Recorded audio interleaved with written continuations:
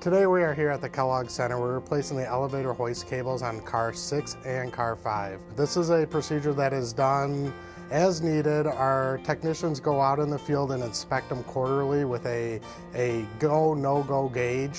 So what we do is we take the old cable that's out here on the car and then we marriage it to the new cable using a cable splice. And then we use the machine above to pull the cables around down in here. The average life expectancy of an elevator hoist cable is 10 to 15 years, depending on the conditions, the use of it, and there's a few outside factors that play into effect. It takes them around 3 to 4 hours to complete this job. It is a team of 4 people doing it, 1 upstairs, 3 down here on the car, and it's something that we do quite frequently around campus.